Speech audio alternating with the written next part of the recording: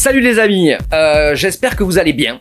Et là je voulais vous proposer une vidéo un peu particulière. J'ai jamais vraiment fait de vidéo où je parlais de mes couvertures, vous savez, mes couvertures notamment que j'ai fait pour Marvel. Et ça fait un bon petit moment que ça me trotte dans la tête. J'avais envie de vous raconter un peu les anecdotes qui entouraient toutes ces couvertures que j'ai faites, notamment les 11 premières. Pourquoi les 11 premières? En général, on aurait pu dire, il va choisir les 10 premières couvertures pour nous raconter ces anecdotes et faire un peu un bilan. Mais en fait, les 11 premières, parce que ma toute première couverture, on va y venir très vite, c'est la couverture des 50 ans de Spider-Man. Et la 11e couverture que j'ai réalisée récemment, c'est celle-ci. C'est la couverture du numéro 200 de Venom. Et je trouvais que c'était pas mal de faire la boucle entre Spider-Man 700, Venom 200. J'avais envie de retracer tout ça et de vous raconter des petites anecdotes qui entouraient toutes ces couvertures.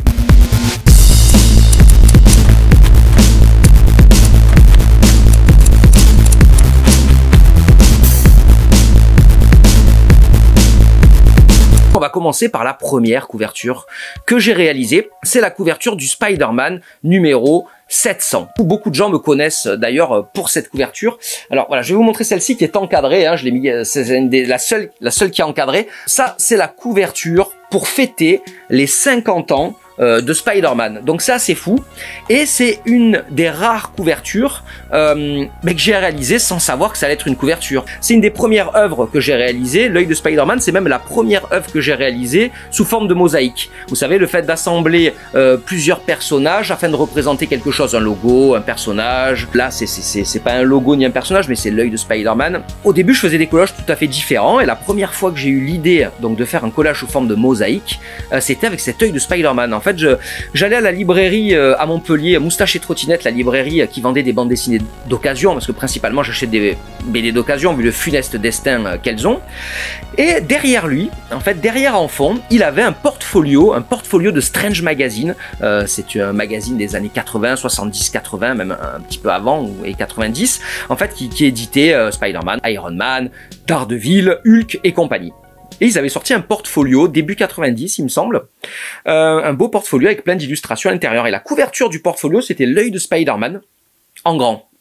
Et je vais dans cette librairie d'occasion un jour pour récolter des bandes dessinées, ma matière première. Et en fond, il y a cet œil. J'ai discuté avec lui et j'avais l'œil en fond. Et tout d'un coup, en voyant cet œil, j'ai bloqué dessus. Et je me suis dit, tout de suite, c'est venu dans ma tête. Je me suis dit, mais on peut représenter l'œil de Spider-Man avec des tonnes de Spider-Man. Parce qu'en fait, je me suis dit, les Spider-Man rouges vont faire le tour de l'œil, qui sont masques, mais pour avoir vraiment des Spider-Man rouges, il va falloir cacher les parties bleues.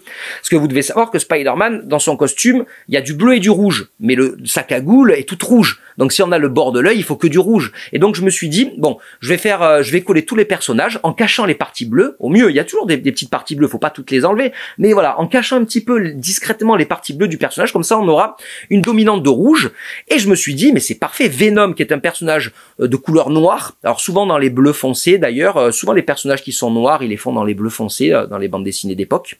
Donc dans les noirs bleus, ça pourra faire le contour de l'œil, ce sera parfait. Et le hasard de la vie a fait que quelques semaines avant, on m'avait donné des tonnes et des tonnes de BD Marvel en noir et blanc. Et je m'étais dit, je les avais presque acceptés par politesse. Parce que je m'étais dit, j'ai pas envie, c'était mes tout débuts, c'est la première année où je faisais des collages. Et je m'étais dit, mais j'ai pas trop envie de faire de collages en noir et blanc, ça m'intéresse pas.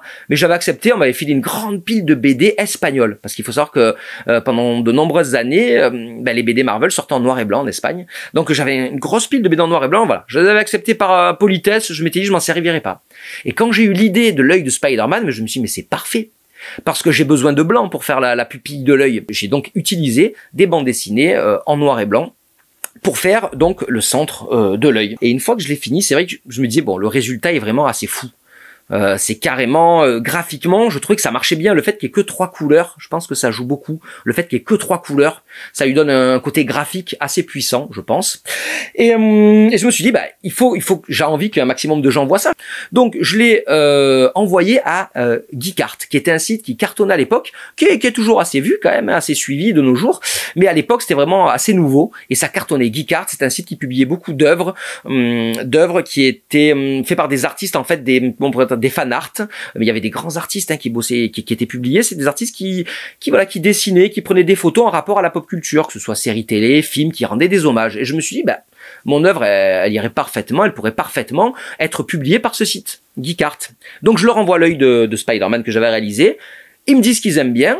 Ils me demandent quelques renseignements, des photos un peu plus zoomées, et ils le postent. Et à partir du moment où ils l'ont posté, l'œuvre, c'est que je l'ai déjà rencontré plein de fois, on va aller vite, l'œuvre s'est propagée dans le monde entier sur Internet, même c'était il y a 10 ans, donc en 2011, et à tel point à l'époque, on disait même pas encore buzz. On disait pas, tu fais le buzz, c'était juste, waouh, tout le monde en parle sur Internet, c'est fou. Il y avait vraiment même des sites assez, il y avait BuzzFeed en a parlé, et ça a beaucoup aidé quand BuzzFeed en a parlé, c'est un site très mainstream, dès que BuzzFeed en a parlé, ça a explosé de partout, à tel point donc voilà pour l'histoire que Marvel m'a contacté. Steven, on dit ça s'écrit Stephen, mais je crois qu'on m'a dit ça se dit Steven Walker m'a contacté en me disant qu'il voulait en faire une couverture de Spider-Man. Donc déjà là c'était totalement fou. Mais revenons quelques jours avant ça, j'ai exposé l'œuvre originale.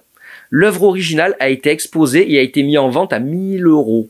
Parce que c'était mes tout débuts et tout, donc je l'avais mis, elle était à 1000 €. Elle a passé tout un week-end, 3 jours, je crois, un vendredi, un samedi, un dimanche, exposée à Montpellier, au Quorum, et en vente à 1000 €. Et heureusement que je l'ai pas vendue. Heureusement parce que, en fait, je crois 2 jours après, l'œuvre était exposée à peu près le vendredi, samedi, dimanche, et le lundi, il y a Marvel qui m'écrivait pour me dire qu'il voulait en faire la couverture, une couverture de BD de Spider-Man. Donc heureusement que je ne l'ai pas vendue, je pense que je me serais décomposé et en sachant que Marvel allait faire une couve avec une œuvre que j'avais vendue 1000 €, enfin bon. Mais ce qui est fou, c'est qu'au début, ils m'ont dit, on voudra en faire une couve de Spider-Man. Donc là, je dis, ouais, mais c'est totalement ouf, une couve de Spider-Man et tout, c'est terrible. Et en fait, après quelques échanges, après quelques emails, une fois qu'ils voyaient que j'étais intéressé tout ça, ils m'ont avoué que c'était pour en faire la couverture qui allait fêter, qui allait célébrer les 50 ans de Spider-Man. C'est fou, moi j'ai appris à lire avec Spider-Man, donc c'est complètement taré. Voilà l'histoire de ma première couverture. C'est fou parce que j'ai commencé assez fort et il n'y a aucune de mes autres couvertures presque aurait été aussi emblématique, hein. Là, faire la couverture du numéro 700, en plus, pour ceux qui ne savent pas, le numéro 700, c'est l'épisode où Spider-Man meurt. Et c'est le dernier épisode de Amazing Spider-Man, c'est-à-dire la grande saga qui dure depuis 50 ans, s'arrête avec ce numéro. Ils ont repris après, il s'est passé des choses, hein, vous imaginez bien, ils n'ont pas complètement tué Spider-Man. Mais bon, Spider-Man meurt dans cet épisode et c'est le dernier numéro de Amazing Spider-Man. C'est pour ça que cette œuvre est devenue assez emblématique et assez connue. Chose assez folle, c'est qu'en fait, Steven Walker, donc il m'a contacté pour en faire la couve, m'a dit que le lundi matin, il était rentré à son bureau et qu'il avait plus de 80 emails. En fait, sa boîte était envahie d'emails de tous ses contacts qui lui disaient regarde, il y a un gars qui a fait ça sur internet, regarde. Et tout le monde disait ouais, c'est génial et tout, donc direct, il m'a contacté. Voilà comment je me suis retrouvé à bosser pour Marvel. Donc en fait, mes débuts chez Marvel, mais c'était pas une commande. J'ai pas du tout, ils m'ont pas du tout contacté pour me dire ouais, ce serait bien que tu fasses une œuvre sur Spider-Man, parce que de toute façon, ce que je faisais avant n'avait rien à voir avec ce type de travail, c'est-à-dire l'accumulation de centaines de personnages. C'est le premier collage, c'est ce qui rend l'histoire encore plus belle, j'ai envie de dire, que ce soit le premier que j'ai fait. Ça, c'est sorti eux, ils m'ont contacté en novembre 2011 et en fait c'est sorti en décembre 2012 et donc il a fallu que j'attende pendant 1 an sans pouvoir annoncer sur les réseaux sociaux, sans pouvoir dire que j'allais faire une couverture pour Marvel. Pendant 1 an, j'ai juste dit à mon entourage et à mes amis, mais voilà, donc pendant 1 an j'ai rangé mon frein et je savais que il y avait voilà, la couverture de Spider-Man qui allait sortir, donc c'était un peu dur de patienter. Bon, ça m'a pas empêché après de faire d'autres couvertures du coup, parce que j'ai attendu 1 an, mais j'ai fait d'autres couvertures Marvel. Avant d'en venir là, je voulais parler d'une petite anecdote qui s'est passée avec le numéro 700, mais le numéro 700 français. Qui est là. Alors là, c'est mon chouchou parce que il a été signé par Stan Lee. Voilà, j'ai été invité aux États-Unis dans une convention où il y avait Stan Lee et j'ai eu l'honneur de le rencontrer et l'honneur qu'il me fasse une énorme dédicace sur ma couverture française de Spider-Man. Donc cette couverture française, elle a une histoire, on peut dire assez folle. J'ai un ami qui tient une librairie à Montpellier et quand il a appris que j'allais faire la couverture des 50 ans de Spider-Man, il m'a dit « Ouais, on va faire un petit événement, on va te faire venir en dédicace à la librairie. » Enfin, on l'a fait d'abord pour la couverture américaine, mais après il voulait le refaire avec la couverture française. Il m'a dit « Ah ben le numéro sort 6 mois après en France. Je vais contacter Panini, qui édite donc Spider-Man, Emma et tout Marvel. Je vais contacter Panini, on va faire un petit événement. Je vais essayer d'en commander beaucoup. On va voir voilà comment on peut faire ça. » Donc il contacte Panini et et il leur annonce, voilà, il leur dit oui, c'est un ami à moi qui fait la couverture de Spider-Man 700, on voudrait organiser une dédicace, on voudrait vous en commander beaucoup. Le gars de chez Panini leur dit ah mais nous on n'a pas pris cette couverture en fait, ce sera pas cette couverture là en France. Ils ont choisi une autre couverture parce que ce qu'il faut savoir c'est que aux États-Unis maintenant il y a beaucoup de couvertures pour un comics. Il y a toujours plusieurs couvertures. Alors pour les numéros lambda, il va peut-être y avoir 4 ou 5 couvertures en plus de la régular. La régular, c'est laquelle? La régular, c'est celle-là. La régular, c'est la couverture de base. Donc j'ai la chance que la couverture du Spider-Man 700 soit la régular, c'est la couverture officielle. Il y a beaucoup de gens qui croient que c'est une variante. Des fois, les gens me disent ah ta variante cover du Spider-Man, eh bien non, c'est la couverture officielle. Et à côté, en fait, ils font des éditions un peu plus collector. Souvent, il y en a même très très rares, d'autres un peu moins. Ils font plusieurs couvertures. Et donc pour le Spider-Man 500, il y avait peut-être 15 couvertures au moins différentes. Et Marvel France, enfin Panini, donc du coup avait choisi une variante cover américaine pour en faire leur couverture principale en France. Et du coup, sans le savoir, ils allaient sortir en France un Spider-Man 700 sans la couverture du français qu'il avait fait. Et c'était un peu dommage.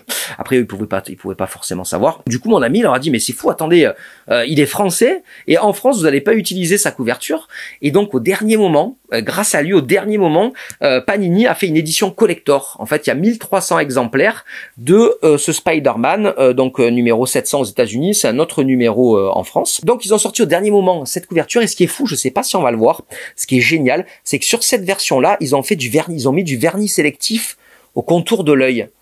Vous voyez, donc là, c'est vraiment la classe. Et ce qui est très classe aussi, contrairement à la version américaine, c'est qu'ils ont enlevé le titre. Vous voyez, sur la version française, il n'y a pas le titre, Spider-Man qui est marqué. Ils ont fait, on appelle ça une virgin cover, une cover vierge, donc sans titre, avec du vernis sélectif. Et ce qui est fou, là, ils ont assuré, c'est que derrière, ils ont mis une de mes couvertures, bon, qui n'a rien à voir avec Spider-Man, mais c'est cool, ils ont mis ma couverture, on va y venir après, de Captain America. Je pense que l'édition française est vraiment super grâce à ça. On a une virgin cover, on a du vernis sélectif, et derrière, on a un de mes autres collages. Donc, ils se sont bien rattrapés, et c'est une version collector à, je crois, 1300 exemplaires.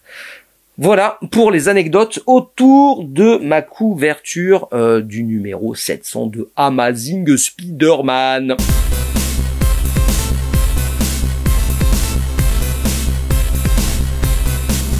Moi, de mon côté, je fais cette couverture et je me dis, ce serait génial qu'il y en ait d'autres, c'est normal. Hein, vous venez de commencer à mettre un pied chez Marvel et vous dites, bon, j'aimerais pas que ce soit la seule. Ça m'embêterait énormément. Et du coup, ce qui est cool, c'est que dans la foulée, Steven Walker m'envoie un email et me demande une couverture pour Daredevil. Et là, je commence à me creuser les méninges. Donc déjà, j'étais super content. Je me creuse les méninges et je me dis, putain, Daredevil.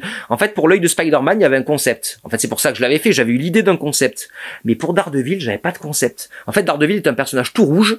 À l'époque, je faisais pas du tout de personnages comme je fais maintenant. Maintenant, je représente, on le verra plus tard, je représente des personnages en entier, en collage. Mais à l'époque, dans ma tête, c'était que des concepts, que des logos principalement. Je pensais par logo ou par, plutôt des images conceptuelles. Donc je m'imaginais pas représenter Daredevil en tant que super-héros en entier comme ça. Donc je disais, mais Daredevil, qu'est-ce que je vais pouvoir faire? Daredevil, il a son logo sur le torse, mais alors du coup son torse est tout rouge et le logo est tout rouge. Donc ça m'embêtait un peu, mais c'est la seule idée que j'avais, donc je me suis lancé dans ça. Donc j'ai fait un collage qui est rouge, c'est une grosse sauce tomate quoi. Je sais pas si on va bien voir la caméra. Donc du coup c'est tout rouge et on voit au centre le logo qu'il a sur le torse. Et pour essayer de détacher un petit peu le logo, j'ai utilisé, alors je sais pas si on le voit bien, j'ai utilisé des personnages plus petits. Dans le logo, des tout petits Daredevil, j'ai galéré. J'ai utilisé des tout petits Daredevil pour les mettre à l'intérieur du logo et des plus grands après pour faire tout le tour. Et aussi, je voulais pas mettre, de nos jours, j'aurais fait les traits plus épais. J'ai fait des traits noirs très fins. J'avais réussi à faire un concept avec l'œil de Spider-Man. L'œil de Spider-Man n'avait pas de trait noir pour délimiter. Vous voyez, c'était ce qui faisait le trait noir de l'œil, c'était les Venom. C'était ça le concept qui était intéressant. Là, pour Daredevil, voilà, j'ai dû faire des traits noirs pour l'aider, donc je les ai fait assez fins. Mais peut-être que j'aurais dû les faire un peu plus épais. De nos jours, je les aurais fait un peu plus épais pour qu'on voit mieux l'aider. Donc voilà. Donc je fais cette œuvre. Très content que Marvel me commande une œuvre, mais je la trouvais pas non plus. Je la trouvais pas incroyable. Je la trouve sympa. Même maintenant, l'œuvre originale, je l'adore. Quand on voit la grande œuvre, parce que les œuvres, par exemple, je vous ai pas dit, l'œil de Spider-Man fait 1,30 m de haut, Donc 1m30 sur 90 cm, l'œil de Spider-Man. Donc celle-ci, elle était à peu près dans les mêmes mesures, donc elle devait faire peut-être... ouais, je crois que celle-ci fait aussi 1m30, et après dans les 80 ou 90 cm de large, l'œuvre est immense. Quand on la rétrécit, les personnages sont tout petits, même si on voit bien. Je l'aimais, mais je me disais, bon, c'est pas aussi impactant que l'œil de Spider-Man, je voudrais pas me louper, je voudrais pas que Marvel la refuse et arrête de travailler avec moi. Donc je me suis dit, j'avais une idée dans la tête pour faire une œuvre autour d'Iron Man. Donc je me suis dit, j'ai fini l'œuvre de Daredevil, il me restait peu de temps, et je me suis dit, allez, je vais me speeder pour faire une œuvre que j'ai en tête d'Iron Man, et je me suis dit, comme ça, si jamais celle de Daredevil ne leur plaît pas trop, ah, ils auront, en même temps, je leur ai envoyé Iron Man, ils auront la couverture d'Iron Man. Peut-être qu'ils choisiront celle d'Iron Man, ils me l'ont pas du tout demandé. Donc voilà, la couverture d'Iron Man, c'est la seule que Marvel m'a pas demandé dans celle que je vais vous présenter avec l'œil de Spider-Man. Donc voilà, là, ça c'est la couverture donc de Iron Man que je leur ai envoyé en même temps que le Daredevil. Voilà, ils me l'avaient pas demandé. Mais j'avais le concept de faire le visage comme ça d'Iron Man. Je me suis dit c'est cool parce que la toute première armure d'Iron Man est grise. Donc je me suis dit cool, je pourrais faire l'intérieur de l'œil et l'intérieur de la bouche avec la toute première armure d'Iron Man qui est grise. Et ensuite, voilà, je pouvais faire avec les parties rouges de l'armure le côté de son casque et les parties jaunes faire la face avant du casque. Je me suis régalé. Celui-là était très long à faire. Il y a des tonnes d'Iron Man, comme pour Daredevil. Donc je fais ça dans mon coin. Et je leur envoie. Donc du coup, je leur envoie les deux œuvres. Et là, je crois que pendant un mois, j'ai pas eu de nouvelles. Et là, j'étais dégoûté. Vraiment, j'étais dégoûté pendant un mois. Ben voilà. Je crois que je l'avais envoyé. Après, peut-être que, vous savez, une semaine ou 10 jours après, j'avais renvoyé un email pour dire tu as bien reçu les deux œuvres, ça te plaît, ou un petit email comme ça, et pas de réponse. Et là, j'étais vraiment dégoûté. Parce que je me suis dit, bon ben voilà, tant pis, je serai l'homme d'une couverture Marvel. Et voilà, ce sera mon fait de gloire. Toute ma vie, on dira, c'est lui qui a fait l'œil de Spider-Man, et basta, il y aura rien eu d'autre. Et je me rappelle très bien, j'étais sur les tournages des films de mon ami François Gaillard, que j'aidais à faire ses films d'horreur. J'étais sur le tournage d'un de ses films, et je reçois, mon téléphone il vibre, je reçois un email, et dans l'email, hop, je vois Marvel. Et là, enfin, je me dis, bon, au moins, ils répondent. Tout de suite, je me suis dit, je pense que ça doit être bon. Sinon, ils auraient plus jamais répondu, je pense. Je vois ça, et en fait, un message de Steven Walker, avec qui j'étais en contact depuis l'œil du Spider-Man, qui me dit, ok, c'est cool, on prend les deux. Waouh. Et là, du coup, j'étais trop content. Je m'attendais peut-être à ce qu'ils disent, oui, on prend Daredevil qu'on t'a commandé, mais Iron Man, t'es gentil, on te l'a pas demandé, on n'en veut pas. Non. Ou alors, ils auraient pu dire, Iron Man, il est bien, Daredevil, on n'aime pas. Mais non, là, du coup, ils prenaient les deux. Ce qui est bien, c'est que Steven Walker est aussi l'éditeur de Daredevil, mais il n'est pas éditeur d'Iron Man, et donc en fait il a dû montrer mon œuvre à un de ses collègues de travail, et il a aussi aimé, donc c'est cool. Donc là j'étais ravi. Il y avait Iron Man et Daredevil qui allaient sortir pratiquement en même temps, et qui allaient sortir aussi avant l'œil de Spider-Man du coup. Mes premières couvertures chez Marvel, alors que c'est l'œil de Spider-Man qui m'ont signé en gros en premier, mais il y a notamment Daredevil et Iron Man, et même les autres après qui sont sortis avant l'œil de Spider-Man. Dans la foulée, peut-être, je sais pas, 2, 3, allez, peut-être 4, 5 mois après, hop, je reçois un email. Donc, qui c'est qui m'a contacté? Attendez, parce que j'ai été en contact avec beaucoup de gens. Ah voilà, c'est Laurent Sankovic, donc qui est éditeur chez Marvel. Laurent Sankovic qui me contacte et qui me demande pratiquement en même temps 2 couvertures. Mais le problème, c'est qu'il me commande 2 couvertures, donc une pour Captain America et une pour Thor. Et en fait, je pense qu'il réalisait pas le temps qu'il fallait, et il me donne presque le même temps que pour une. Donc ça a été super tendu. Ils m'ont dit, est-ce que tu peux nous faire genre une couverture de Captain America, une couverture de Thor? Et genre, j'avais 1 mois et demi pour la faire. Après, j'osais pas, j'étais au tout début de ma collaboration avec Marvel, j'étais un peu dans mes petits souliers, et j'osais pas leur dire, ah ben non, je pourrais en faire qu'une. Enfin, vous voyez, admettons que vous savez pas si le mec est caractériel, ou s'il dit ah ouais quoi, tu peux pas en faire 2, ouais, c'est bon, ouais, c'est fini, ciao. Enfin, on n'en sait jamais, donc puis je me sens pas de refuser un truc que me demande Marvel, quoi. Je dis non, mais il faut que je le fasse. Mais sauf que voilà, j'avais peu de temps, je crois que j'ai dû faire les 2 en 1 mois et demi. J'arrêtais pas. C'est là où j'ai commencé à faire des nuits, à travailler la nuit sans m'arrêter. Et là, je me rappelle, j'aidais toujours mon ami, donc le fameux François Gaillard, sur ses films sur ses tournages. Et j'amenais sur les tournages, j'avais notamment, je me rappelle, des Thor à découper, des personnages de Thor. Donc là, il y a pratiquement 2 couvertures qui sont sorties en même temps. Donc j'avais pas précisé tout à l'heure pour le Daredevil, c'était pour le numéro 1, c'était pour Daredevil End of Days, une nouvelle série qu'il lançait à l'époque, et c'était donc une variante cover, cette fois-ci, pas comme l'œil de Spider-Man, c'était une variante variant cover pour le numéro 1 de End of Day. Et sinon pour le Iron Man, je voulais pas préciser, mais c'était un numéro lambda. C'était une variante cover pour un numéro lambda, le numéro 527. Voilà, si vous voulez les chercher sur internet ou pas. Alors maintenant, il y a certains qui cotent, il y en a certains qui sont assez rares à trouver. Mais donc voilà, Daredevil numéro 1, End of Day, Iron Man, c'est The Invincible Iron Man, numéro 527, variant cover Garcin, vous pouvez les trouver sur eBay des fois. Et donc là, j'ai fait pratiquement, j'ai fait presque ces deux couvertures en même temps.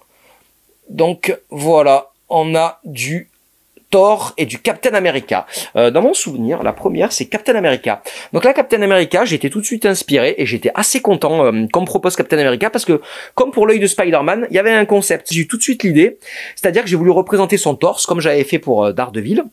Mais ce qui est bien, c'est que vous savez, l'ennemi juré de Captain America, c'est le crâne rouge. Et donc je me suis dit, ben, c'est génial, si je représente son torse sur le bas des abdominaux, vous savez, sur son ventre, il a des bandes rouges. Et je me suis dit, ben, c'est génial, je vais pouvoir mettre le crâne rouge dans les bandes de son torse, voilà, qui représente son ennemi, son pire ennemi.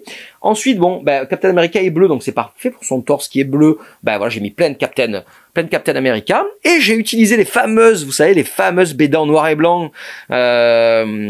Voilà, je pensais que ces BD ne me serviraient jamais, et en fait, elles me servent encore une fois de plus pour faire l'étoile blanche et les bandes blanches. Donc j'étais au final vraiment ravi d'avoir toutes ces BD espagnoles en noir et blanc qu'on m'avait donné. Je suis assez content, là, celui-là, vraiment, c'est, je le trouve graphiquement assez fort. Pareil, il y a très peu de couleurs, je trouve que quand il y a peu de couleurs, ça marche bien. Et je suis très content donc d'avoir fait ce Captain America numéro 18, c'est aussi une variante cover. Mais ça a été vraiment, je me rappelle, ça a été vraiment... pas l'enfer, mais c'était hyper speed de faire Captain America et de faire ce Thor aussi en même temps, pratiquement en 1 mois et demi les deux. Ça a été un peu la folie. Pour Thor, c'est pareil, j'étais pas super inspiré. On le verra, je l'ai été plus tard parce que j'ai fait une autre couverture de Thor, je spoil un peu, où j'étais beaucoup plus inspiré. Là, j'étais peu inspiré. Thor, c'est un personnage qui a beaucoup de couleurs sur lui. Il a la cape rouge, il a un peu de jaune, du bleu ciel, du noir, du bleu foncé pour le pantalon, avec les cheveux jaunes. Enfin, il y a plein de couleurs. Donc c'est très dur si on découpe un Thor.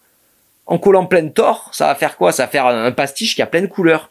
Je n'arrivais pas, je ne savais pas quoi représenter. Je me suis dit, ben, Thor, qu'est-ce qui symbolise? Thor, c'est son marteau. Donc j'ai représenté son marteau. Voilà. C'est pas mon œuvre la plus forte. On retrouve son marteau au centre. Mais ce qui m'intéresse le plus dans cette œuvre, c'est ce que je vais développer par la suite, hein, que j'ai déjà commencé. Mais là, j'ai vraiment fait encore plus attention. Je me suis dit, ok, il n'y a pas une idée forte et tout, il y a le marteau.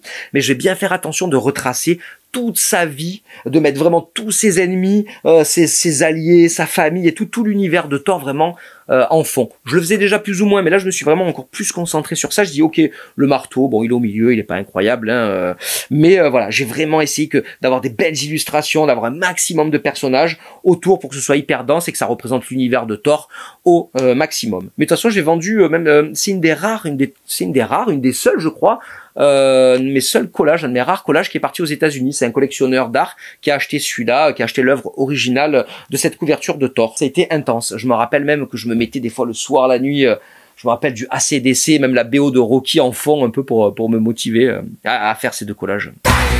Quelques temps après, peut-être qu'il a fallu attendre un petit peu, peut-être presque 1 an, quelque chose comme ça, il y a eu une certaine distance, un petit break qui s'est opéré, et le fameux Steven Walker, donc qui m'avait contacté pour l'œil de Spider-Man, me recontacte pour une série qui s'appelle Nova. Alors je vous avoue, Nova, j'étais pas trop inspiré. En plus, c'était un peu galère parce que Nova, pour en trouver en France, des BD Nova, il y en a pas des tonnes, il y en a pas beaucoup. C'était un peu, voilà, j'ai galéré un peu à trouver, surtout les vieux Nova. Vous voyez, les vieux Nova, ça sortait dans dans une revue qui s'appelait Spidey, je crois, ou même il y avait une revue qui s'appelait Nova. Mais c'était des petites revues et donc les personnages étaient tout petits, c'était pas pratique. Après, il y avait des séries beaucoup plus récentes, donc il y a beaucoup de récents. Mais donc il m'a demandé un collage sur Nova. Pareil, ça m'intéressait pas trop, mais je me suis dit, je vais pas dire non. Je me sentais pas de dire non. J'avais peur que si je dise non, il me rappelle jamais. Donc j'ai dit oui. J'étais pas du tout inspiré par ce personnage Nova que je ne connaissais pratiquement pas, à part de vue, hein, dans les vieilles BD. Quand j'étais enfant, ça me parlait pas trop, je savais pas trop quoi représenter. Donc je suis parti sur le concept de l'œil de Spider-Man. Hein. Quand on sait pas trop quoi, on va vers une valeur sûre. Je dis, ben, je vais représenter son œil. La couverture, donc c'est ça, voilà. Donc on peut reconnaître, il faut vraiment connaître le personnage, c'est ça qui est dommage, il faut vraiment connaître le personnage pour arriver à avoir quelque chose. Pour l'œil, c'est l'œil donc de Nova. Il a une étoile sur le casque, alors on devine là une partie de l'étoile. Là on voit la bouche, son casque est ouvert, vous voyez son casque est ouvert au niveau de la bouche, donc là on voit l'ouverture de la bouche. Enfin voilà.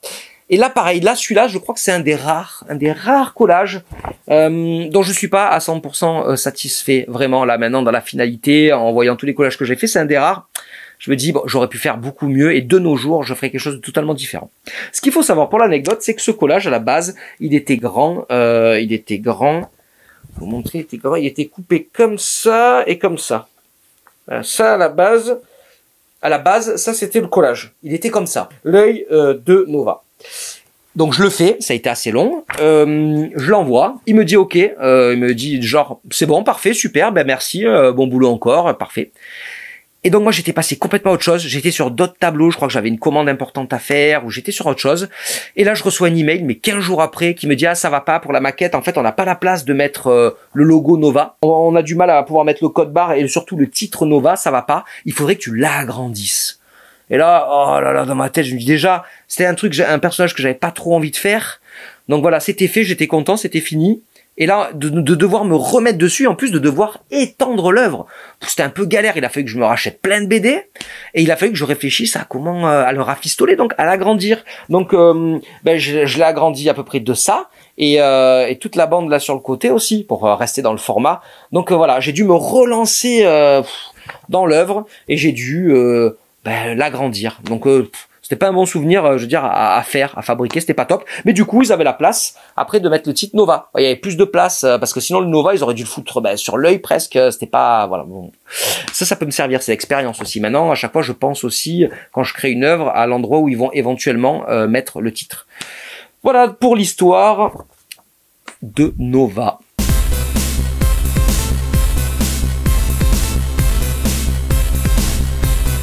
Voilà le Nova fini. Et maintenant, je dois vous avouer que j'espère, après cette expérience Nova, j'espère vraiment qu'ils vont me proposer des personnages que j'aime vraiment. Notamment dans mes personnages préférés de tout l'univers Marvel, il y a Hulk. Et qu'est-ce qui se passe après? Je sais pas, peut-être 3-4 mois après Nova, je suis à nouveau contacté par Steven Walker qui me demande un collage de Hulk.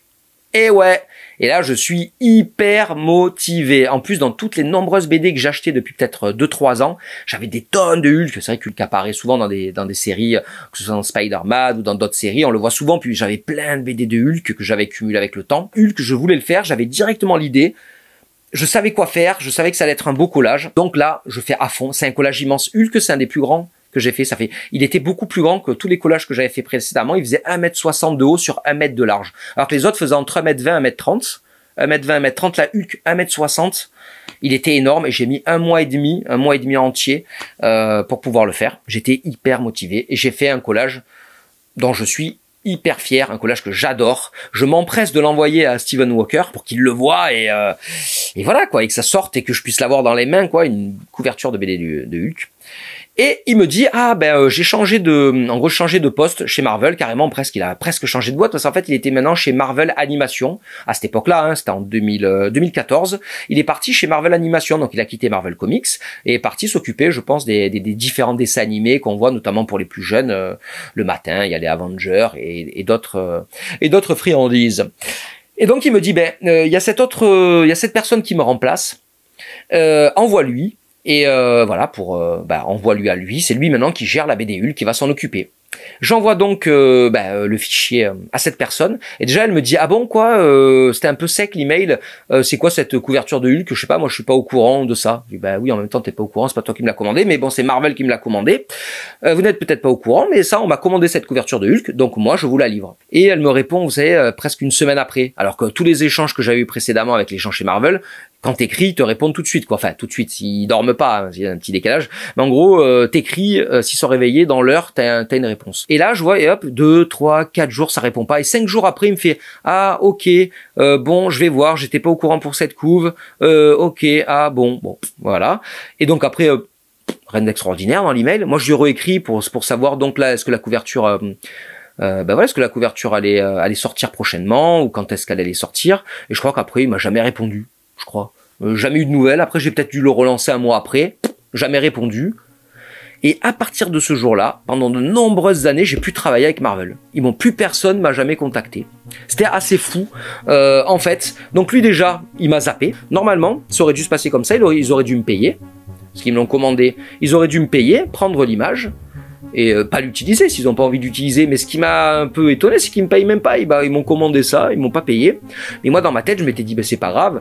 Il y a d'autres personnes chez Marvel qui vont me contacter pour d'autres couvertures. Enfin, ça faisait quelques années, ça faisait 3 ans qu'on travaillait régulièrement ensemble. Je dis il n'y a pas de raison que ça s'arrête. Sauf que depuis que ce Stephen Walker est parti, plus personne m'appelle. Je sais pas s'il avait, c'était quand même quelqu'un d'assez puissant, je pense, où il s'occupait quand même de la série Spider-Man, qui est une des séries phares de Marvel. Il s'occupait de la série Daredevil, qui était bien en vogue à l'époque, même peut-être maintenant encore.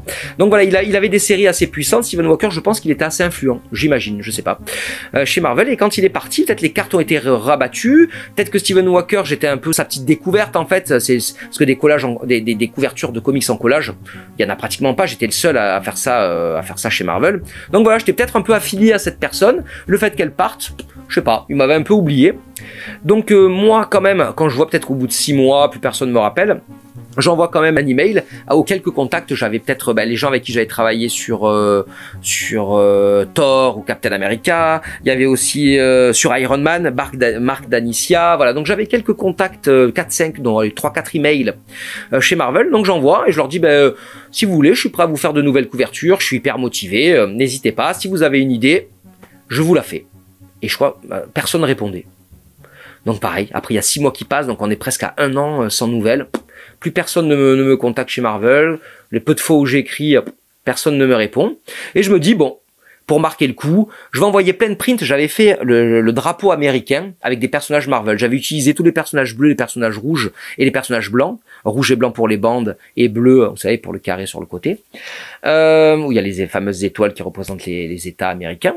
Et je m'étais dit, je vais sortir une 50aine d'affiches en leur mettant bonne année, et je vais l'envoyer. Moi, j'avais l'adresse comme en fait, ce qui est assez cool, c'est que grâce à la couverture de Spider-Man et la sympathie de Stephen Walker, il m'avait invité lors de ma venue à New York, il m'avait invité dans les locaux de Marvel, alors que d'autres dessinateurs m'ont dit qu'en général, ils font jamais ça, parce que maintenant, Marvel travaille énormément, travaille avec beaucoup d'artistes dans le monde entier. En général, on peut pas aller dans les bureaux des dessinateurs français. M'ont dit, je leur ai dit que j'étais à New York, mais ils m'ont pas invité. Et moi, je lui ai dit que j'étais à New York, et ils m'avaient invité dans les bureaux Marvel. Donc, j'ai eu la chance de découvrir, de connaître les bureaux Marvel, mais donc j'avais l'adresse. Elle doit y être, on doit la trouver facilement sur internet, c'est pas un secret. J'avais l'adresse, et donc je me suis dit, tiens, j'ai l'adresse, je vais leur envoyer une 50aine de beaux posters du drapeau américain fait avec des personnages Marvel. On verra, ils verront que je suis là, c'est pour leur dire que je pense à eux. Et en fait, personne m'a jamais répondu. Je sais même pas s'ils les ont reçus, si peut-être il y a un mec qui les a pris, les a mis à la poubelle ou quoi. En fait, personne m'a jamais envoyé d'email pour me dire merci pour ton attention. Trop bizarre. Et après, c'est le désert total. Ça a été déjà un peu. Et pendant des années, pendant, je sais pas, 5 ans, plus aucune nouvelle. Tous les ans, j'envoyais un email. Tous les ans, j'envoyais un email, en fait, pour dire, voilà, c'est moi, Monsieur Garcin, j'ai fait la couverture notamment des 50 ans de Spider-Man et tout. Si vous voulez faire des couvertures, n'hésitez pas. Personne n'a jamais répondu, en fait, aux emails. Je me disais, c'est fou, quoi. Personne ne répondait aux emails. Mais voilà, tous les ans, je me disais, tous les ans, j'envoie au moins un email. Et donc il y a quelques années maintenant, j'apprends que Marvel va fêter ses 80 ans. Et là, par rapport à mon travail, je me dis non mais attends, Marvel va fêter ses 80 ans, mais c'est trop pour moi quoi. Je peux découper tous les plus grands moments historiques, tous les plus grands moments de la bande dessinée chez Marvel, découper toutes les scènes mythiques et toutes les mettre ensemble. Je dis mais par rapport à mon travail, ça colle trop bien. Donc allez, je renvoie un email à tous mes contacts. Là, toujours pareil, les 4 contacts que j'ai. Et là, toujours pas de réponse parce que je leur ai dit, voilà, j'ai appris que dans 1 an, c'était vos 80 ans. Je leur ai dit, en gros, je suis hyper motivé, j'ai des idées, j'ai très envie de vous faire une couverture pour vos 80 ans. J'ai trop envie. Faites-moi faire une couverture. Et là, pas de réponse. Oh là là, je me dis putain mais des gros relous. En fait je me suis dit, peut-être que c'était le cas ou quoi, je sais pas pourquoi, je me suis fait blacklister. Alors, au début je me disais peut-être qu'ils ont trouvé tellement, non je sais pas, ils ont trouvé tellement moche la Nova, ils ont dit c'est pété ce qu'il fait le gars là, c'est trop craignos, c'est René. Ouais Garcia il est pas fait pour nous, c'est la faute de Garcia. On s'en fout, on fait plus de couverture avec lui, je sais pas, j'avais l'impression d'être blacklisté parce que quand plus personne répond c'est bizarre quand même. Et en fait il se trouve que au moins 6 mois après que je leur ai écrit pour leurs 80 ans, je reçois un email de Tom Brevoort, un éditeur de chez Marvel, assez connu, ça fait des années qu'il bosse chez Marvel, il a beaucoup de séries, il s'est occupé de beaucoup de séries, Tom Brevoort, et il m'écrit un email, il me dit, serais-tu intéressé, oui, serais-tu intéressé pour faire une couverture pour les 80 ans de Marvel?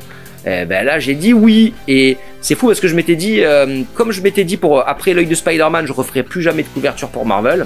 Là, après 4 ou 5 ans sans nouvelles de Marvel, je m'étais vraiment dit en fait, pas grave, hein, franchement, je continue à faire plein d'œuvres qui me plaisaient, j'avais des expos, ça m'empêchait pas de vivre de mon art, mais j'avais un petit regret quand même, et je m'étais dit, tant pis, je ne retravaillerai plus avec Marvel, il n'y a pas mort d'homme, c'est dommage, c'est fini, j'étais sûr, je travaillerai plus avec Marvel, sûr, même si je leur ai écrit l'email pour leurs 80 ans. Je m'étais dit, c'est fini, et voilà, 6 mois après, ils me proposent une couverture pour les 80 ans, donc la voici. Là, pour la couverture, j'ai pas voulu représenter de personnage, pas le truc lambda, représenter Marvel avec tous les... Non, je me suis dit, je vais faire juste tous les moments clés, tous les personnages principaux et surtout aussi tous les plus grands dessinateurs. Il a fallu que je m'entoure un peu de gens qui m'aident. Voilà, pour savoir des amis assez proches, plus ou moins proches, quoi, pour savoir que je loupe rien, quels sont les plus grands dessinateurs, tout ça. Donc les personnages principaux, moi je les connais, mais des fois il y avait aussi des personnages très anciens de Marvel, un peu oubliés ou presque jamais sortis en France. Donc notamment, il y a le commis des comics, qui m'a donné un petit coup de main sur le Punisher. Je sais qu'il est fan du Punisher, donc je lui ai demandé, ouais, dis-moi quand même les 3-4 visuels hyper marquants du Punisher. Il y a aussi Gilles Coin, qui m'a donné un coup de main, c'est un collectionneur et revendeur de comics d'occasion, un grand spécialiste Marvel et aussi d'autres comics, qui m'a donné quelques tips. N'oublie pas de mettre ça ce serait pas mal, oui ça c'est important. Plus mes connaissances, hein, j'en ai quelques-unes aussi quand même personnelles. Voilà, ça a donné ma couverture pour les 80 ans de Marvel. Voilà, tac, elle est là. Et j'étais vraiment tellement ravi de faire ça. Je reviens vite fait sur un truc. Bon, il y en a beaucoup qui doivent le savoir, mais dans la couverture du Spider-Man, en fait, je me suis rajouté, je suis là, en fait, avec mon masque, je me suis rajouté comme une signature, en fait, là, à l'intérieur de l'œil de Spider-Man. Et je m'étais dit, ce serait l'occasion ou jamais de me remettre, c'est une couverture emblématique, les 80 ans de Marvel, mais je me suis dit, non, en fait, là, il faut arrêter ton ego trip, tu vas pas te mettre, ça représente tes 80 ans de Marvel, tu vas pas te mettre ton petit masque dedans. Et en fait, j'ai eu l'idée, du coup, d'être présent, quand même, à travers ma couverture des 50 ans de Spider-Man, qui est en haut. Et donc je l'ai glissé dedans. Comme il y a quelques couvertures à l'intérieur de ce collage, il y a quelques couvertures marquantes de comics. Et ben voilà, je me suis quand même glissé à l'intérieur. Je trouvais que ça plus noble de glisser la couverture de Spider-Man plutôt que de mon petit masque. Mais voilà, je suis vraiment hyper content de cette couverture. Mais oui, il y a un mais. Il y a eu toute une histoire avec cette couverture. Je pense que ça l'a fait buzzer, ça m'a fait un peu de pub, c'est con, hein, mais ça m'a fait un peu de pub voilà, sur les réseaux sociaux, notamment aux États-Unis. En fait, j'ai fait une erreur. J'ai fait une erreur, en fait, dans cette couverture qui est consacrée aux 80 ans, le Marvel 1000, pour les 80 ans de Marvel. J'ai fait une connerie, j'ai mis deux personnages ensemble qui s'embrassent de DC Comics. Ouais, truc de ouf. Donc en fait, le gars, pour rendre hommage aux 80 ans de Marvel, il met deux personnages de DC Comics. C'est assez fou. En fait, je savais que chez Marvel, ils avaient fait un truc assez novateur à l'époque, c'est qu'ils avaient fait le premier mariage gay et le coming out. Bon, il avait dû le faire un peu avant, mais il y avait le premier mariage gay dans un comics de super-héros. C'était assez fou. Et je me suis dit, bah, ça, il faut que je le mette quand même dans les 80 ans. C'est une certaine avancée sociale, on va dire, ou une acceptation un peu d'avoir mis un couple gay qui se marie dans une bande dessinée Marvel. Et donc je me suis dit, bah, ça, je vais l'inclure dans ma couverture des 80 ans. C'est un moment fort. Je n'avais pas la bande dessinée. Ça m'arrive rarement, on va dire que, allez, dans mes collages, peut-être 10%, ça arrive 10% des pièces, des fois j'essaye 0% dès que je peux, mais en moyenne, souvent des fois 10%, ce sont des choses que j'imprime. Quand des fois il me faut un costume précis ou un truc précis et que j'ai pas la BD ou que la BD a un certain prix, que je veux juste une image, ça m'arrive de l'imprimer. Pour cette image emblématique du mariage gay où on voit le couple qui s'embrasse, je me suis dit je vais aller le chercher sur internet, donc j'ai tapé je sais pas, mariage, Marvel, je sais pas ce que j'ai mis, gay ou un truc comme ça, pour trouver l'image. Je l'ai trouvé. Du moins, je croyais l'avoir trouvé, et en fait, en tapant ça, je sais pas comment j'ai fait, je suis arrivé, en fait, sans le savoir, sur l'équivalent, mais chez DC Comics. En fait, il faut savoir que, beaucoup doivent le savoir, hein, mais que Marvel et DC, ils se copient tout le temps. Il y a plein de personnages qui sont inspirés Aquaman, Namor, il y en a des tonnes. En fait, forcément, là, du coup, c'était DC Comics qui avait copié Marvel. Marvel a fait son premier mariage gay, et DC Comics ont fait, attends, Marvel, ils font ça, nous aussi, on le fait quoi? Qu'est-ce qu'il y a? Nous aussi, on le fait, c'est bon, on fait le mariage gay, on a rien à foutre, on fait en prendre deux gays, on fait un mariage, et c'est bon. Et donc, ils l'ont fait aussi. Sauf que moi, l'image que j'ai imprimée, c'était l'image de chez DC Comics. Donc je mets cette image dans mon œuvre pour les 80 ans, je l'envoie à Marvel. Marvel me dit on va checker tout ça, on va vérifier que tout soit en ordre au niveau de la loi, parce qu'en fait il faut savoir que des fois il y avait des vieux personnages de Marvel, c'est un bordel, des vieux personnages des années, vous savez, des années même 50, dont Marvel n'avait plus les droits, où il y avait des trucs un peu spéciaux. Parce qu'en fait, il faut savoir que là, c'est les 80 ans de Marvel, c'est pas que des super-héros, parce que Marvel, au début, faisait beaucoup de séries humoristiques, des séries, des romances aussi, beaucoup de romances, des petits trucs, peut-être des comics plus pour les filles, pour les jeunes filles, vous savez, avec des histoires d'amour, beaucoup donc de trucs comiques, voilà, il y a des BD sur la guerre aussi, des BD d'horreur, Marvel publiait des BD d'horreur. Donc en fait, il y avait pas mal de choses que j'ai essayé de glisser. Il fallait vraiment que ce soit complet, et ça, j'ai pu le faire grâce à l'encyclopédie Marvel. Heureusement que je l'avais, elle coûtait au moins 60 €, je me l'étais acheté à un Noël, ou je me l'étais fait offrir un Noël. Et en fait, j'ai tout découpé, quoi. Il y avait tous les débuts de Marvel avec leur toute première BD. Donc, moi, j'inclus ça, je l'envoie à Marvel, il me dit, ok, on check tout, on revient vers toi. Le gars, une semaine après, me dit, ok, c'est bon, nickel, ta couve est validée, elle est super, on est content. Bon, ben génial, moi je me dis, ça y est, enfin, je rebosse avec Marvel, c'est trop cool, en fait, peut-être qu'il va y avoir d'autres couvertures derrière, ça va être génial. Et là, un soir, c'est à peu près entre 2 et 3 heures du matin, je reçois un email. Genre l'email mystérieux, une personne que je connais pas, un email qui me dit fais attention, apparemment tu aurais mis un personnage DC Comics dans ta couve des 80 ans. Déjà je me dis mais qui a vu ma couve? Elle n'était pas encore publiée, enfin moi je l'avais vue nulle part d'annoncer, elle n'était pas encore annoncée, il n'y avait pas encore l'image. Et moi je me dis waouh, mais qu'est-ce qui se passe, c'est quoi cette histoire? D'où me sort cet email? Je me dis c'est un mec de chez Marvel qui l'a vu passer et qui m'envoie ça. Donc moi tout de suite j'écris à Tom Brevoort, la personne avec qui j'étais en contact pour cette couverture. Et je lui dis, je viens de recevoir un message, je ne sais pas de qui, un message qui me dit qu'il y a une erreur et qu'il y a un personnage DC Comics dans ma couverture. Et là, wow, déjà je commence à m'inquiéter, à avoir des sueurs. Et là, tout de suite, Tom Brevoort me dit, juste, est-ce que tu peux le modifier? Je dis, bah oui, moi après numériquement, j'ai la photo de mon œuvre sur mon ordinateur avec Photoshop, je peux remplacer ce que vous voulez avec une autre image d'un autre super-héros devant. Il dit, bah si tu peux, c'est bon, vas-y. Et donc j'apprends en fait que mon erreur, j'apprends que c'est donc ce fameux couple gay qui s'embrasse et que j'ai pas pris le bon, quoi. Et en fait, je vois, ça venait de Twitter. Il y a une personne de chez Marvel qui venait de tweeter, venait d'annoncer la sortie de ma couverture. Et donc, il venait de la mettre sur Twitter. Et là, tout de suite, alors c'est fou parce que Marvel, ils ont dit, on a checké, il n'y a pas de souci, c'est bon. Et dès qu'ils l'ont mis sur les réseaux sociaux, au bout de 5 minutes, il y a un fan qui a dit, mais qu'est-ce que c'est genre en anglais et tout, c'est n'importe quoi. Il y a des personnages DC dans les 80 ans Marvel. Et là, je me suis dit, mais c'est la catastrophe. Là, je me suis dit, pour de bon, je ne vais plus jamais travailler avec Marvel. Les mecs vont péter un plomb, ils vont me dire, mais qu'est-ce que tu branles, tu nous fais une couverture pour les 80 ans? C'est ça ta couverture de merde pour les 80 ans, bordel de chiottes! C'est honteux! Putain, il y a des personnages DC Comics. En même temps, je me suis dit, ils peuvent pas me dire ça, parce que même eux, ils l'ont pas vu. Je veux dire, si les mecs qui bossent chez Marvel, ils l'ont pas vu, pourquoi moi je le verrais? Non, je le bats. Donc eux n'avaient pas vu et c'est un fan sur internet qui l'a vu et là, waouh. Après il y a eu des déluges de commentaires. Alors ce qui était drôle, c'est qu'il y avait des commentaires aussi humoristiques. Il y avait des commentaires sérieux, un peu méchants. Genre j'espère que la personne responsable de ça va être virée. Les mecs sont premier degré. Il y en avait d'autres qui disaient ouais, what the fuck, c'est quoi ce bordel et tout. Et il y avait après il y a eu plein de gars qui ont fait des trucs rigolos, qui ont par exemple qui ont fait des fausses couvertures de Batman. Par exemple, il y avait les mecs avaient pris une superbe image de Batman vénère et en gros ils avaient mis le titre, ce titre qu'il y a là, ils avaient mis Marvel 1000 avec Batman. Donc en fait, il y a plein de gens qui ont fait des trucs assez humoristiques. Il y a même la personne qui a dessiné c'est ce dessin chez DC Comics, alors pas celui-là.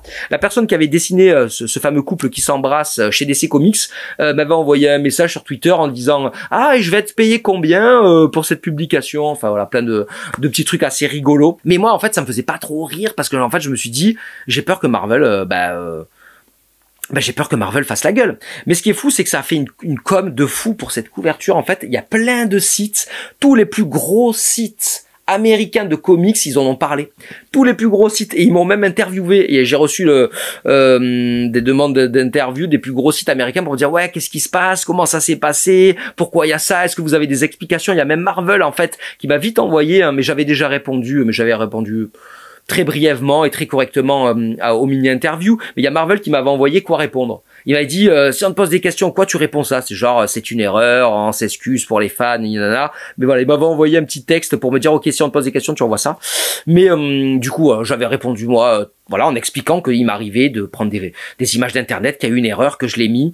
Et après, ce qu'il faut savoir, c'est que heureusement, c'est quand ça a été publié sur internet, ce n'était pas publié en comics. Ce n'est pas, l'erreur n'est pas sortie en comics, sinon c'était une catastrophe, parce que ça, je sais pas comment ils en ont imprimé, mais pour les 80 ans de Marvel, ils en ont imprimé, je pense, quand même beaucoup, et je pense que ça aurait été une cata qu'ils mettent tout au pilon. Non, en fait, l'image avait été mise sur internet, mais le comics n'était pas parti à l'impression. Par contre, on peut quand même trouver mon erreur en impression officielle, plus ou moins. Ben, on va me dire, mais comment? Puisque le comics n'est pas sorti, on peut trouver il y a une publication Marvel qui est sortie avec. Voilà, c'est là. Et donc en fait c'est le Previews. En fait il y a marqué Marvel en gros, il y a pas marqué Previews. En fait Previews c'est un magazine pour commander. Tous les commerçants aux États-Unis et même certains en France, en Europe, c'est un espèce de gros catalogue pour commander des comics, commander des jouets, tout ça. Bon, Marvel se sont séparés du gros album, du gros c'est comme un bottin téléphonique. Et Marvel ils ont une publication à part chez Previews. Mais en fait voilà, là c'est pour commander toutes les BD Marvel. En fait on a toutes les sorties du mois. Toutes les BD, les rééditions, tout ça. Et donc, en fait, dans ce Previews qui faisait la promo pour le Marvel 1000, hein, donc là, on voit, hop, Marvel 1000, et ben en fait, ils ont publié mon collage avec l'erreur. Donc voilà, là, on peut voir, en fait, si vous regardez bien, on peut voir, là, c'est pas le bon couple qui s'embrasse. Ça, c'est le dessin de chez...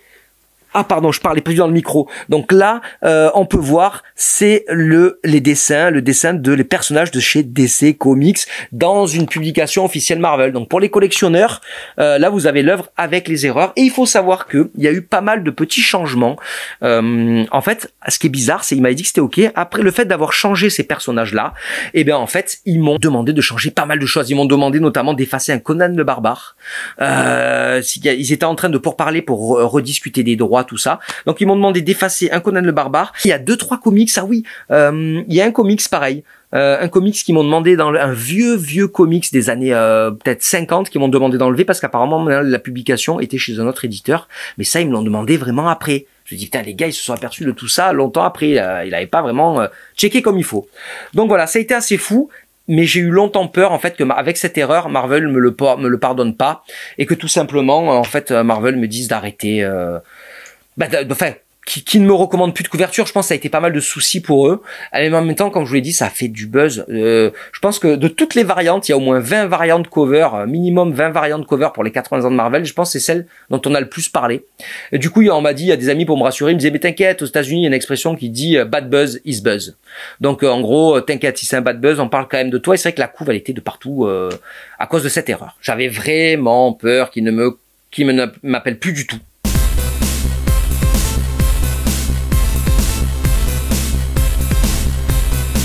Qu'est-ce qui s'est passé pour la prochaine couverture?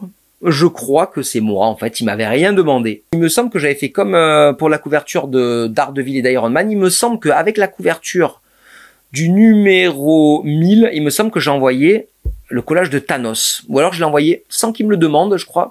Soit je l'ai envoyé en même temps, soit je l'ai envoyé juste après. Je venais de faire un collage de Thanos avec tous les persos Marvel, avec Thanos devant. Je le trouvais assez cool. Et je me suis dit, il me demande rien, je vais quand même lui envoyer. Donc voilà, je l'ai envoyé à Tom Brevoort en lui disant juste, voilà mon dernier travail. C'est tout. Et du coup, cet envoi a été bénéfique pour moi parce que tout de suite, dès que j'ai envoyé, il m'a dit, ok, ça m'intéresse, on prend. Mais je sais même pas pourquoi. Il m'a dit, ok, c'est bon, vas-y, ça m'intéresse, c'est trop cool, on prend. Et donc la couverture est là. Paf! Voilà, donc c'est Thanos qui est représenté. Ce qui était cool, c'est que Thanos, vu que dans le comics, Thanos a affronté pratiquement, je pense, tout l'univers Marvel, ça me permettait, en fait, avec Thanos, de mettre tous les personnages que je voulais pratiquement en fond. Donc là, c'est un gros best-of de super-héros Marvel avec Thanos au premier plan. Et il se trouve donc que c'est la couverture du Marvel 1001. Comme le Marvel 1000 a été un énorme succès, ils se sont dit, bon, on va pas s'arrêter en route parce qu'il faut savoir que le Marvel 1001, c'est un peu une arnaque, quoi. Il n'y a pas le magazine Marvel numéro 12, le magazine Marvel numéro 13.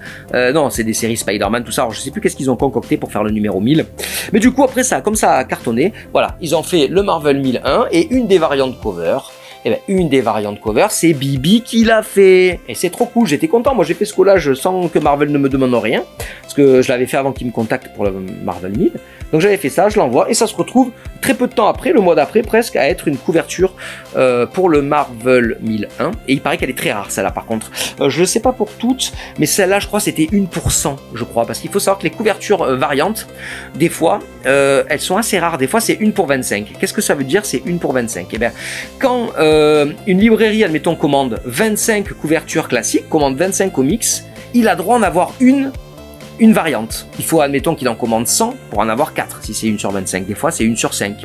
Et je crois que le Thanos, c'est 1 sur 100. Elle est assez cotée, maintenant, elle vaut assez cher, je crois, sur eBay, plus de 100 €, je crois. Et elle, il me semble que c'était 1 sur 100, donc elle est assez rare, celle-là. Après que Tom Brevoort ait pris ce Thanos, j'ai été contacté par Will Moss pour une nouvelle saga sur Thor. Il lançait une nouvelle saga sur Thor et il voulait une variante cover de ma part. Ça me fait plaisir, parce que pour moi, c'était un peu ma revanche sur la première couverture de Thor. Je l'aime bien quand même, ma première couverture de Thor, mais voilà, je vous avais dit le marteau, je trouve pas graphiquement super fou, je pense qu'on pouvait faire mieux. Il faut que j'avoue qu'au début, j'étais pas super motivé, parce qu'en fait, je lui ai dit, mais j'ai déjà fait une couverture sur Thor. Donc, il y a tellement de personnages Marvel, vous voulez pas me confier un autre personnage? Le gars me dit non, je veux que tu fasses c'est une nouvelle saga Marvel, ça va être bien, tout ça. J'ai envie vraiment d'avoir un collage de toi, donc c'est flatteur. Donc, comme je vous ai dit, moi je suis pas trop à dire non à Marvel, je suis vraiment ravi qu'ils me fassent travailler. Là, c'était un peu la reprise, hein, parce qu'après 5 ans sans bosser pour eux, donc j'ai dit ok, j'ai déjà fait Thor, bah écoute, pas grave mec. Je vais en refaire une deuxième, hein. Si ça peut te faire plaisir, il y a pas de souci, je fais la deuxième. Et surtout, c'est une de mes couvertures Marvel préférées du coup. C'est vraiment, je pense, ma deuxième peut-être couverture Marvel préférée. C'est voilà, cette couverture-là que j'ai fait pour le Thor, une nouvelle saga, Thor numéro 1. Il me semble que c'est Thor The Devourer King. Je crois que c'est le dévoreur, ça veut dire quoi? Le dévoreur de rois. Voyons voir. Ouais, le titre c'est ça, The Devourer King. Regardez ça, oh, The Devourer King, numéro 1. Et donc, en fait, je l'aime beaucoup, cette couverture, je l'aime beaucoup. J'ai réussi à m'en sortir, à réussir à mettre des capes de Thor pour faire la cape rouge, à mettre plein de Thor qui étaient comme ça avec sa cape dominante de rouge.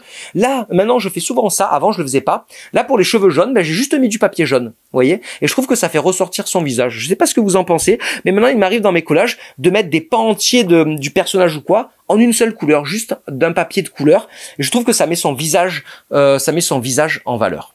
Voilà. Donc plein de visages de Thor pour son visage. Pour le marteau de Thor, j'ai pris des Thor qui avaient une armure grise. Souvent dans des comics, il est avec une armure grise. Donc j'ai mis soit Thor avec son armure grise, soit du marteau pour être dans le marteau. Et après, ben voilà, je me suis servi des BD en noir et blanc, encore les fameuses BD en noir et blanc. Voilà, ça en est des nouvelles, hein, pour faire les ailes de son casque. Des fois, je vous dis, je triche un petit peu. Là, vous voyez, pour les parties bleu ciel, en fait, notamment les parties bleues de son casque. Et vous savez, les parties métalliques qu'il a sur son torse. Ben j'ai dû tricher, j'ai dû imprimer en fait donc des parties que j'ai rendues bleues avec Photoshop. Je suis allé chercher des images de Thor. Avec Photoshop, je les ai mis en bleu. Je les ai imprimées et ça me permet d'avoir ces parties-là, notamment qui font les reflets du casque. Ça m'a permis de les avoir en bleu ciel et en fond. Ben, comme d'habitude, en fond, j'ai mis des personnages de l'univers de Thor.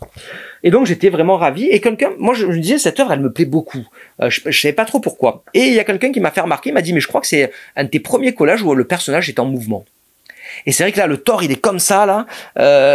C'est un des premiers persos que je fais en mouvement. Et je me suis dit, ouais, c'est pas mal quand même. C'est vrai qu'il y a une dynamique qu'il n'y a pas dans les autres. Les autres, souvent, les personnages posent, comme le Thanos que je vous ai montré avant. Il a les bras croisés, il est là. Hop, prends-moi la photo, souriez. Tch. Alors que là, le Thor est en pleine action. Je vais essayer de refaire des collages où les personnages sont en pleine action. Donc voilà, ravi encore que Marvel m'appelle. Et là, je me dis, waouh, c'est trop cool. Ben, c'est reparti, en fait. Hein. Après, c'est plusieurs années de disette. C'est reparti. Et dans la foulée, il y a Jake Thomas qui me contacte. Jake Thomas qui bosse pour l'éditeur de Spider-Woman. Et là, il relance la série Spider-Woman. Et il me contacte pour en faire une couverture. Donc voilà, je me dis, ça y est, c'est trop cool, ça s'enchaîne, ça ne s'arrête plus. Voilà la couverture de Spider-Woman que j'ai réalisée récemment pour le numéro 1, voilà. C'est une variante cover pour un nouveau numéro 1. Il relance la saga Spider-Woman. Voilà, c'est un personnage, ça c'est pas comme Thor, Hulk ou quoi. C'est pas un personnage qui me tient à cœur. Je lisais pas trop ses aventures quand j'étais enfant, mais c'était cool de faire un personnage féminin, parce que je fais peu de personnages féminins. J'ai l'habitude de travailler notamment sur du Wonder Woman, et après notre personnage féminin, c'est vrai qu'en Wonder Woman, là j'ai prévu de faire un Harley Quinn, tout ça, mais j'ai pas fait tant de personnages féminins que ça. Et donc là, une Spider-Woman, c'était cool. Donc je suis ravi, voilà, d'avoir fait cette couve Marvel. On va finir toute cette saga de ces 10 plus 1 couverture Marvel. On va parler de cette couve là. La couve de Venom 200. Apparemment, c'est un numéro clé d'une super saga. Beaucoup de gens m'ont dit que c'était un numéro important, donc je suis vraiment ravi. J'ai été contacté donc par Devin Lewis. C'est la première fois qu'il me contactait, Devin Lewis, pour une couverture de Venom. Mais cette couverture de Venom, elle a une petite histoire. Il y a quelques temps, dès que j'ai fait la couverture du numéro 1000 Marvel, j'ai été contacté par une chaîne de magasins de comics. En fait, aux États-Unis, il y a des chaînes de magasins de comics, des chaînes qui vendent dans tous les États-Unis, qui vendent du comics. C'est une marque de magasins. Et ils sortent leur propre couverture pour attirer les clients dans leur chaîne de magasins. Ils ont des partenariats avec DC Comics, Marvel, Image, avec des créateurs de comics. Et ils ont le droit, doivent forcément, hein, j'imagine, payer les licences ou quoi. Ils ont le droit de sortir leur propre couverture. Donc leur but, c'est essayer de faire les plus belles couvertures possibles pour que les gens se disent, ah ben tiens, je vais aller dans ce magasin acheter cette couverture, pour qu'ils viennent chez eux. Et j'ai été approché plusieurs fois, j'ai plein d'anecdotes à ce sujet, mais là concernant Marvel, j'ai été approché par je ne sais plus quel magasin c'était, je pourrais pas vous dire malheureusement, par cette chaîne de comics, cette chaîne de magasins de comics, et ils me disent qu'ils aimeraient bien sortir mon collage de Venom, que vous voyez en fond derrière. Et moi je me dis, ah ben c'est trop cool, cette couverture de Venom que j'ai faite depuis il y a quelques années, je l'ai fait en 2014 cette couverture de Venom, Marvel ne l'a jamais utilisée, j'adorerais qu'elle sorte plus ou moins officiellement en comics. Mais le truc c'est que Marvel venait juste de me recontacter, après des années de pause, venait de me recontacter pour la couverture du Marvel 1000.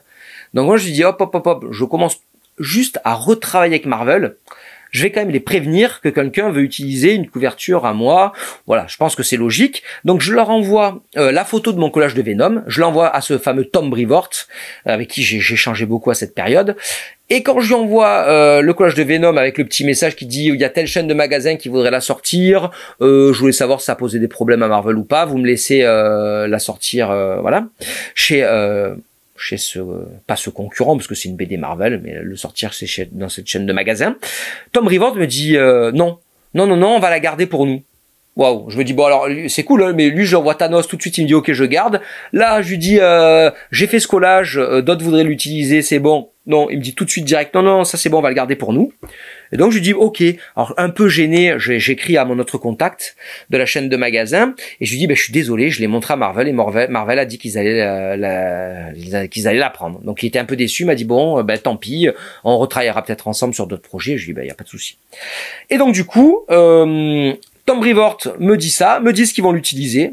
Et après, je n'ai plus de nouvelles pendant un an. Plus d'un an, ça a duré. Et pendant plus d'un an, en fait, je me suis dit, en fait, il se l'est mis sous le coude, mais il l'utilise pas. Je me suis dit, ils ont eu peur que d'autres l'utilisent, ou ils voulaient peut-être l'utiliser plus tard ou quoi. Mais pendant plus d'un an, plus de nouvelles. Entre-temps, j'ai fait les couvertures de Thanos, j'ai fait la couverture de Thor, j'ai fait les couvertures de Spider-Woman. Donc je râlais pas trop et je voulais même pas leur en parler. Ça se passait bien. Ils me commandent des couvertures, jusque la couverture de Venom qui devait sortir ailleurs, elle est pas sortie. Et j'ai plus de nouvelles, je me dis c'est dommage, j'aime beaucoup ce logo que j'ai fait, le logo de Venom. Et en fait, au bout de un an et quelques mois, il y a Devin Lewis, l'éditeur de Venom, qui m'écrit et qui me dit voilà, enfin j'ai trouvé le moment pour utiliser ton œuvre. Je fais ah ouais quoi? Il me dit il y a un numéro important de Venom qui sort, le numéro 200, j'ai envie d'utiliser dans les variantes cover, d'utiliser ton œuvre. Je dis waouh, génial, cool, enfin elle sort. Et donc ça a donné ça. Ça a donné le Venom numéro 200 que vous voyez depuis tout à l'heure derrière moi. Là, vous l'avez en comics avec l'écriture en haut, hein, le 200, le Venom. Et c'est un numéro vraiment spécial. C'est vraiment un numéro anniversaire. Il est très épais, un peu comme le Marvel 1000. On voit normalement les comics, il n'y a pas de tranche. Si vous voyez les autres, par exemple là, vous voyez Thor. ouais, c'est tout fin. Et là, Marvel fait de plus en plus de numéros maintenant un peu exceptionnels. Et donc, le Venom est un numéro exceptionnel. Et je suis ravi d'avoir d'avoir ma couverture pour une des variantes cover. Je pensais aussi qu'il sortirait pas. Et un an après, claquement de doigts, on reçoit un coup de fil de Devin Lewis et ça sort 2-3 mois après.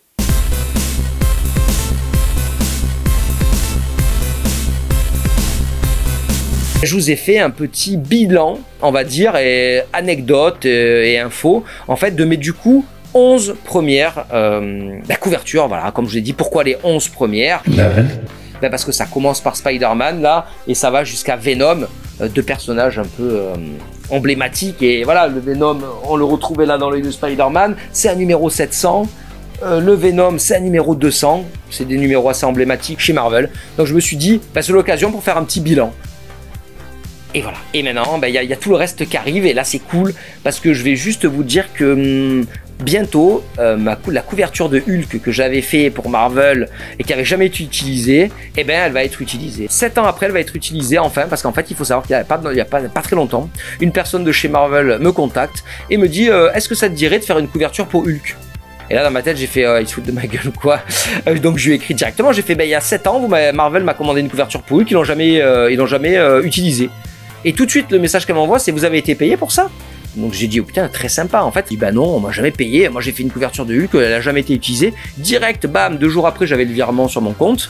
Et elle me dit, on va l'utiliser. Et donc, je suis super content. Voilà, c'est la bonne nouvelle du moment. Donc, la fameuse couve de Hulk que j'ai fait sort enfin en octobre 2021. Et j'en suis ravi. Et il y a plein d'autres choses à vous dire, mais ça, je pense que je referai. Je vais attendre qu'il y ait 10 couvertures et je vais vous raconter la suite. Parce que là, j'ai pas mal de trucs à vous raconter sur des prochaines couvertures à venir, mais bon, on va s'arrêter là. J'espère que cette vidéo vous a plu autant que moi j'ai aimé à la faire. Et si vous aimez tous ces genres d'anecdotes, un peu que je vous ai raconté, un peu les coulisses, n'oubliez pas qu'il y a pas mal d'anecdotes comme ça dans ce bouquin sorti chez Pixel Love, ce bouquin de 400 pages en fait qui résume mes 100 premières couvertures, voilà, notamment ce que je vous ai expliqué, c'est marqué là on voit la couverture notamment de Captain America que j'ai faite, et en fait il y a mes 100 premières œuvres à l'intérieur et c'est bourré d'anecdotes. Voilà, donc si vous avez aimé les anecdotes que je vous ai racontées, si vous en voulez plus, n'hésitez pas. Le bouquin format classique est à 35 € chez Pixel Love, et quand je me déplace dans les salons, j'en ai avec moi. Sinon vous pouvez le commander dans toutes les librairies indépendantes, mais aussi bien les Fnac, les Cultura, ils peuvent tous l'avoir. Voilà, c'est l'homme au ciseau d'argent, Mister Garcin. Je passe la petite com qui va bien et j'espère à très bientôt les amis. Ciao!